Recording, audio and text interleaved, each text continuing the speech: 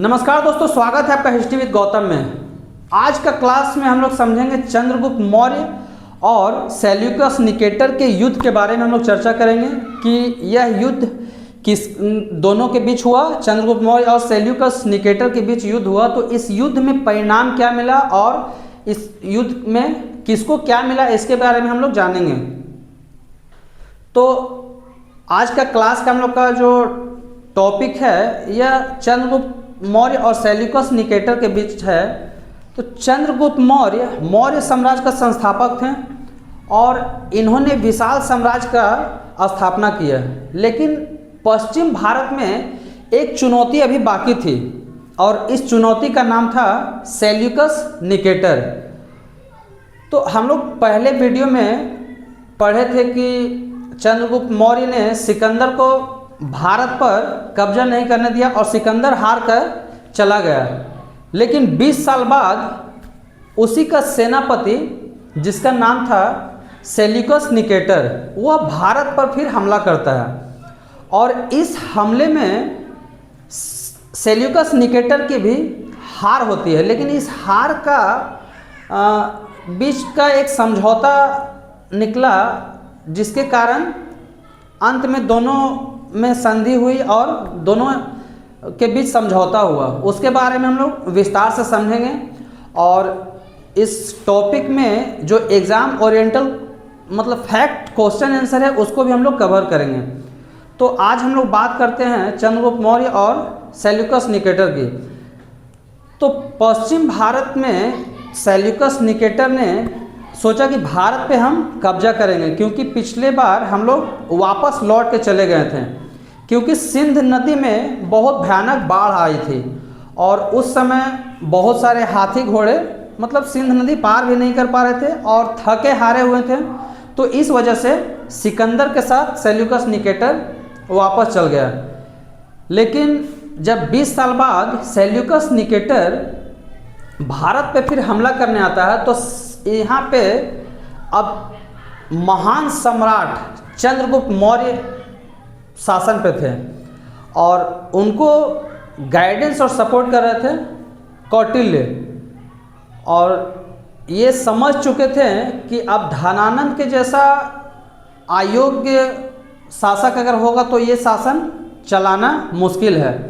इस वजह से चाणक्य के द्वारा ट्रेन किया गया ये चंद्रगुप्त मौर्य ने मौर्य वंश का स्थापना किए और मौर्य वंश के संस्थापक चंद्रगुप्त मौर्य बने। तो अब एक एक करके हम लोग इसमें एग्ज़ाम का कुछ पॉइंट भी है और उसी पॉइंट के माध्यम से हम लोग एक एक करके समझते हैं। तो चंद्रगुप्त मौर्य और सेल्यूकस निकेटर के बीच संघर्ष कब हुआ, ये एग्ज़ाम का बहुत मतलब इम्पोर्टेंट फैक्ट है और एग्ज़ाम में इस तरह के क्वेश्चन आते ही हैं। तो चंद्रगुप्त मौर्य और सेल्यूकस निकेटर के युद्ध संघर्ष के बारे में बात करेंगे तो ये लगभग 305 ईसा पूर्व में यह युद्ध लड़ा गया था। अब सेल्यूकस निकेटर और चंद्रगुप्त मौर्य के बीच युद्ध हुआ, लेकिन इस युद्ध में एक संधि हुई जिसके बाद सेल्यूकस निकेटर हार चुके थे। तो उस हार के बाद चाणक्य के सामने आए और बोले कि सेल्यूकस निकेटर तो युद्ध में हार चुके थे। तो सेल्यूकस निकेटर अब बोलते हैं कि हम यहाँ पे युद्ध करने आए थे, मेरा मेन जो पर्पस था वो पर्पस था कि यहाँ पे बहुत अधिक मात्रा में युद्ध करने वाले हाथी थे। चंद्रगुप्त मौर्य के पास अधिक मात्रा में युद्ध करने वाले हाथी थे।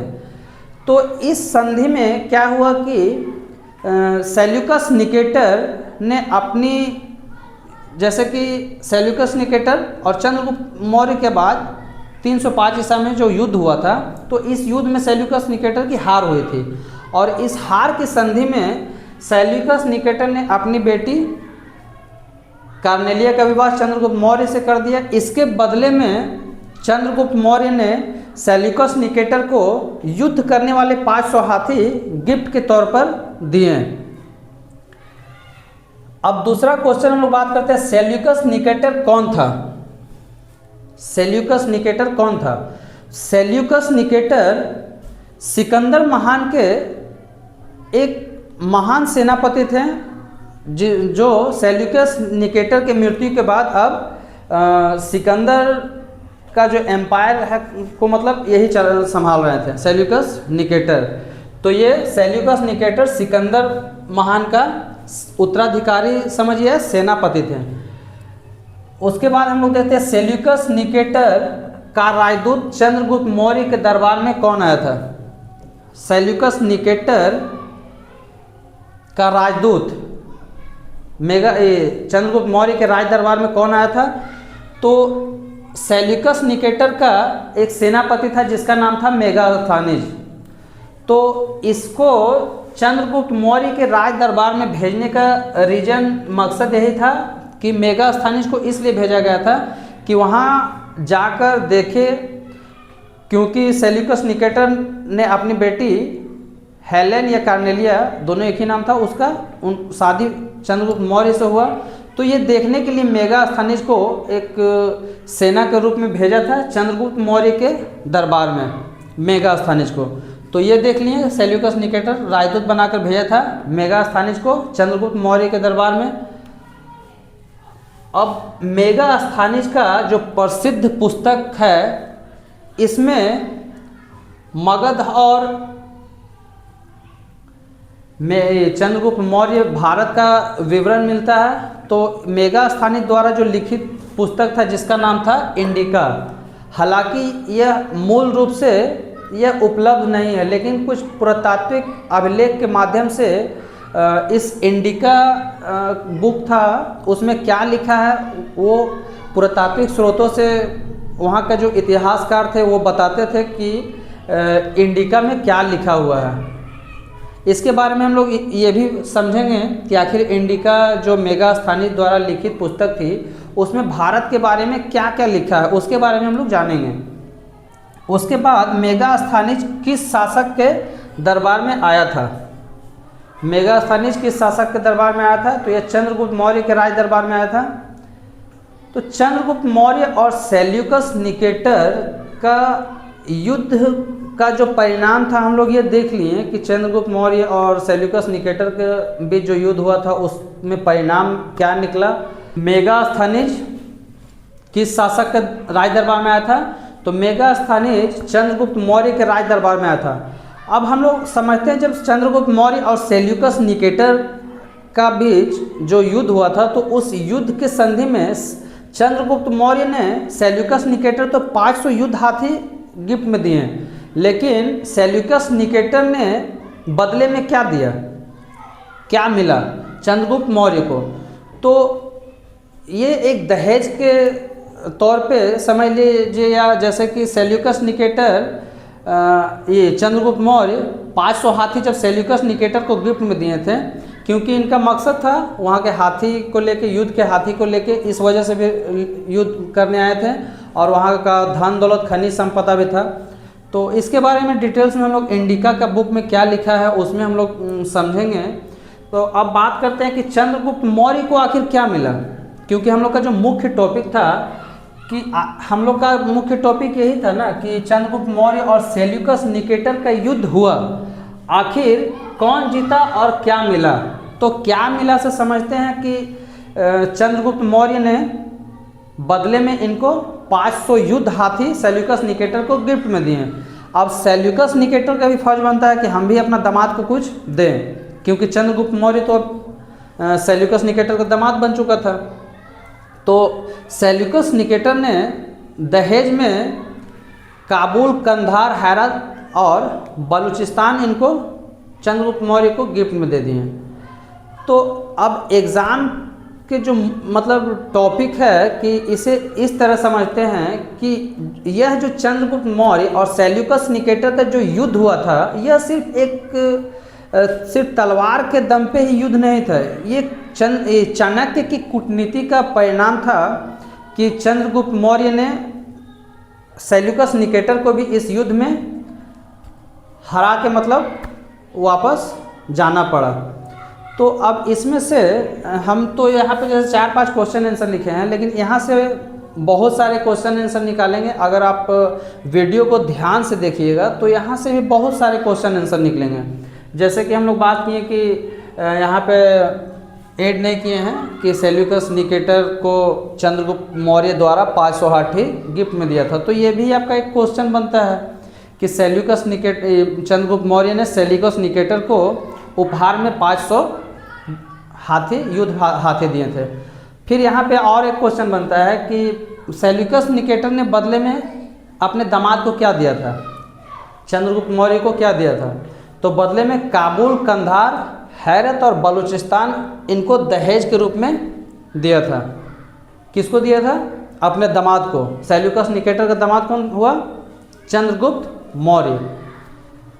तो इस वीडियो में हम लोग इतना जान लिए और ये समझें कि यह जो युद्ध हुआ था और इस युद्ध में जो संधि हुआ था, उस संधि का और युद्ध का एक मेन कारण था कि जैसे कि युद्ध सिर्फ तलवार के दम पे नहीं लड़ा गया था। यह युद्ध जो हुआ था एक चाणक्य के द्वारा कूटनीति और राजनीति का परिणाम था। इसका कूटनीति और राजनीति से हम लोग ये समझते हैं कि उस समय जब सेल्यूकस निकेटर जो था वो लगभग 3 लाख घोड़ा, हाथी और सैनिक के साथ युद्ध करने आया था। अब चाणक्य भी यह समझ रहा था कि ये जो सेल्यूकस निकेटर है इतने मतलब अधिक मात्रा में सेना लेके युद्ध करने आ रहे हैं।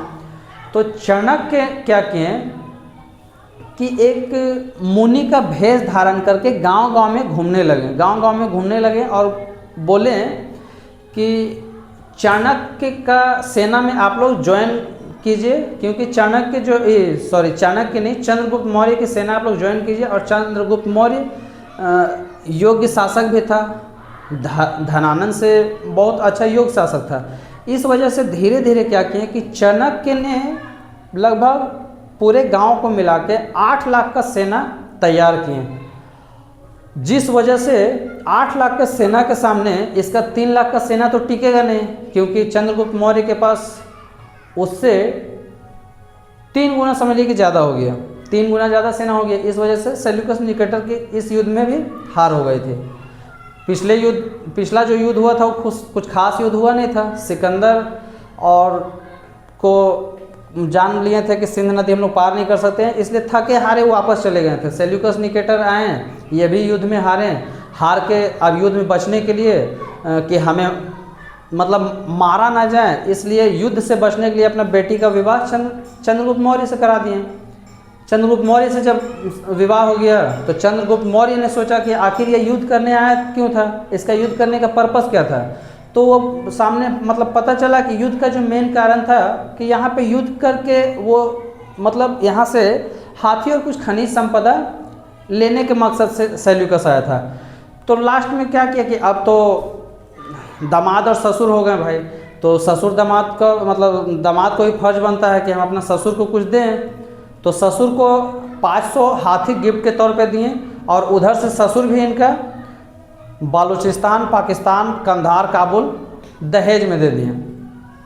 तो आज का हम लोग का जो टॉपिक था इतना ही था और अगले क्लास में हम लोग समझेंगे कि आखिर मेगास्थनीज द्वारा इंडिका बुक में भारत के बारे में क्या क्या लिखा है, इसके बारे में हम लोग विस्तार से समझेंगे। आज के लिए इतना ही और अगले क्लास में हम लोग इंडिका बुक को खोल के पढ़ेंगे कि उस बुक में क्या क्या लिखा है। ठीक है, आज के लिए इतना ही, मिलते हैं अगले क्लास में। और आप लोग को वीडियो पसंद आ रही हो तो सब्सक्राइब करें और लाइक शेयर करें, क्योंकि आपका सब्सक्राइब से हमें मोटिवेशन मिलता है कि आप लोग मेरा वीडियो को पसंद कर रहे हैं, आप लोग को इतिहास में इंटरेस्ट है और शायद मेरा जो पढ़ाने का तरीका है वो आप लोग को पसंद आ रहा है। तो इस वजह से चैनल को सब्सक्राइब करना ना भूलें, हमें मोटिवेशन मिलेगी अगला वीडियो बनाने पे और कोशिश करेंगे कि अगला जो टॉपिक हो बेहतरीन हो और आप लोग से हम अच्छा से एक्सप्लेन कर सकें कि आप लोग अच्छे तरीके से समझें। और हमारा वीडियो मतलब ये वीडियो बनाने का मुख्य उद्देश्य यही है कि एक कहानी के माध्यम से बनाते हैं और वो कहानी से ही हिस्ट्री के जो मेन टॉपिक है, जो मेन फैक्ट है वो एग्ज़ाम ओरिएंटल हो और आप लोग को सभी प्रतियोगी परीक्षा में यहाँ से क्वेश्चन आ जाए। हमारा वीडियो बनाने का मुख्य उद्देश्य यही है। चलिए आज के लिए इतना ही, मिलते हैं अगले क्लास में, तब तक के लिए जय हिंद।